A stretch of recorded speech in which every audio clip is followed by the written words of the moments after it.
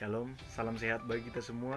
Baiklah, di video kali ini kami dari kelompok pertama akan menjelaskan hasil diskusi kami, yaitu mengenai hakikat, fungsi, dan manfaat perencanaan pembelajaran. Hasil diskusi ini bertujuan untuk melengkapi tugas mata kuliah perencanaan pembelajaran yang diampu oleh Bapak kami, Tahadodo Waru MPD. Kelompok kami beranggotakan 4 orang. Yang pertama, saya sendiri, nama saya Ben Surya Panjaitan. Saya nanti akan menjelaskan materi pertama, yaitu hakikat perencanaan pembelajaran. Yang kedua, saudari Dormaulina Syaan, dia akan menjelaskan materi yang kedua, yaitu fungsi perencanaan pembelajaran. Yang ketiga, saudara Maurusah Tampu Bolon, dia akan menjelaskan materi yang ketiga, yaitu manfaat perencanaan pembelajaran. Yang terakhir yaitu saudara Sono Marjono Purba, dia akan menyimpulkan hasil diskusi kami nanti. Baiklah, mari kita simak videonya. Baiklah, saya akan menjelaskan materi yang pertama, yaitu hakikat perencanaan pembelajaran. Perencanaan diambil dari kata rencana. Tentu kata ini tidak asing lagi buat kita semua. Kata rencana berarti yaitu segala suatu tindakan ataupun persiapan sebelum melakukan kegiatan yang akan dilakukan. Dalam pembelajaran sangat perlu juga perencanaan, terutama bagi tenaga pengajar ataupun kita sebut guru.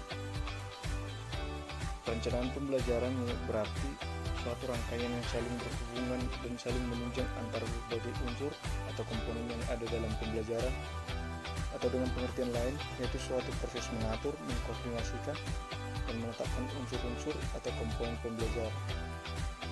Komponen-komponen yang kami maksud di sini yaitu pertama, kemana pembelajaran tersebut diarahkan.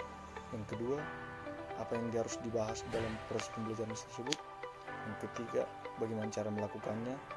Yang terakhir yaitu bagaimana pula mengetahui bahwa pelajaran tersebut berhasil atau tidaknya. Jadi, guru sebagai tenaga pengajar, sebagai perencana pembelajaran bertugas untuk membuat rancangan program, yaitu rancangan program pembelajaran, di mana dia akan menerapkannya dalam kegiatan belajar mengajarnya nanti. Baik, yang akan saya bahas di sini adalah fungsi perencanaan pembelajaran. Perencanaan pembelajaran mempunyai beberapa fungsi, di antaranya yang pertama adalah fungsi kreatif. Fungsi kreatif merupakan pembelajaran dengan menggunakan perencanaan yang matang, yang dapat memberikan umpan balik dan dapat menggambarkan berbagai kelemahan yang ada sehingga akan dapat meningkatkan dan memperbaiki program. Yang kedua adalah fungsi inovatif. Fungsi inovatif ini merupakan suatu inovasi pasti yang akan muncul jika direncanakan karena adanya kelemahan dan kesenjangan antara harapan dan kenyataan. Dan kesenjangan tersebut akan dapat dipahami jika kita memahami proses yang dilaksanakan secara sistematis, direncanakan, dan diprogram secara utuh. Yang ketiga adalah fungsi selektif.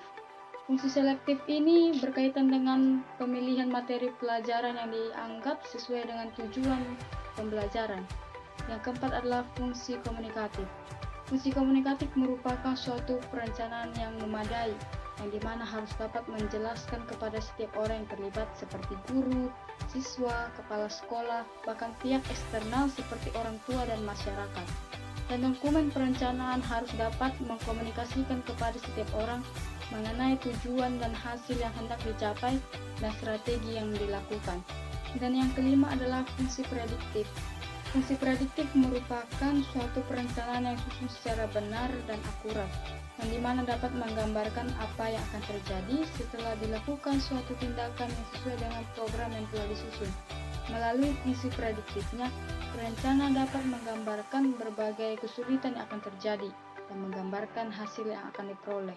Yang keenam itu ada fungsi akurasi. Fungsi akurasi ini merupakan suatu proses perencanaan yang matang sehingga guru dapat mengukur setiap waktu yang diperlukan untuk menyampaikan bahan pelajaran tertentu dan dapat menghitung jam pelajaran efektif. Yang ketujuh ada fungsi pencapaian tujuan. Kita ketahui mengajar bukanlah sekedar penyampaian materi, tetapi juga membentuk manusia yang utuh, yang tidak hanya berkembang dalam aspek intelektualnya saja, tapi juga dalam sikap dan keterampilannya. Yang terakhir itu adalah fungsi kontrol, yang dimana mengontrol keberhasilan siswa dalam mencapai tujuan merupakan bagian yang tidak dapat dipisahkan dalam suatu proses pembelajaran. Melalui perencanaan akan dapat ditentukan sejauh mana materi pembelajaran telah diserap oleh siswa dan dipahami, sehingga akan dapat memberikan balikan kepada guru dalam mengembangkan program pembelajaran selanjutnya. Manfaat perencanaan pembelajaran. Ada beberapa manfaat perencanaan pembelajaran, diantaranya adalah A. Dengan perencanaan yang matang dan akurat, akan dapat diprediksi seberapa besar keberhasilan yang akan dicapai. Oleh karena itu, akan terhindar dari keberhasilan yang sifatnya untung-untungan, sebab segala kemungkinan kegagalan sudah dapat diantisipasi oleh guru. Dalam perencanaan, guru harus paham tujuan apa yang akan dicapai, strategi apa yang akan dilakukan sesuai dengan tujuan yang akan dicapai, dan dari mana sumber belajar yang dapat digunakan. B. Sebagai alat untuk memecahkan masalah. Dengan perencanaan yang matang, maka segala kemungkinan dan masalah yang akan timbul dapat diantisipasi sehingga dapat diprediksi pula jalan penyelesaiannya. C. Untuk memanfaatkan berbagai sumber belajar secara tepat. Dengan perencanaan yang tepat, maka guru dapat menentukan sumber-sumber belajar yang dianggap tepat untuk mempelajari suatu bahan pembelajaran. Sebab saat ini banyak sekali sumber belajar yang ditawarkan baik melalui media cetak maupun elektronik. D. Perencanaan akan membuat pembelajaran berlangsung secara sistematis.